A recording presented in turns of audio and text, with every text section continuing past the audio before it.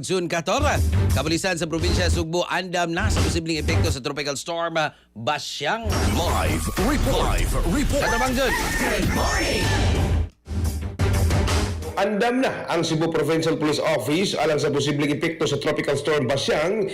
Kagahapon adlaw gipanguluhan ni Police Lieutenant Colonel Jose Rovic Villarin, ang Deputy Provincial Director for Operations, ang online inspection sa mga search and rescue equipment ug sa kaandam sa mga kapulisan sa kadaiang police station sa probinsya sa Sugbo. Tumong sumong kalihukan nga masiguro og andam, kompleto ug epektibo ang mga kagamitan sa kining ilahang kagamitan lakip na ang kahimtangan nga gilauman nga buigo sa Sugbo ang bagyo nga Basyang karong adlaw. Palayon usab ang high-tide alert sa CPPO ug ganda motubag sa bisan unsang emerhensya aron motabang og moprotektar sa katawhan sa wala pa atol og human sa maong kalamidad. Gipahinumduman sa pang publiko nga magmatkon og andam kanunay alang sa kaluwasan sa tanan. Una niini miapil usab si Police Colonel Abubakar Undag Jr.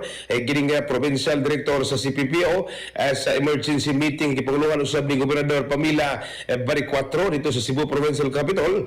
Isi pagpaganda mo sa Police Ibrig epekto ni idig ka bagyo nga Basyang gisentro sa mga meeting ang kini mga lakang sa kaandam, koordinasyon sa mga ahensya o plano sa pagresponde aron panalipdan ang publiko og matabangan. Dayon ang mga komunidad nga mamahimong maapektuhan niini. Sa mga karon nagpabiling naka-alerto ang Cebu Police Provincial Office o ganda mo suporta sa tanang disaster response operations. Mga katropa, ayaw kalimot magtumarog sa Andon Vitamin C, ang alkaline ng Vitamin C. Alang sa nagayusang Pilipino para sa Pilipinas, inyong katropa. June 14, XFM News. XFM Report. Exciting. Salamat katropang June.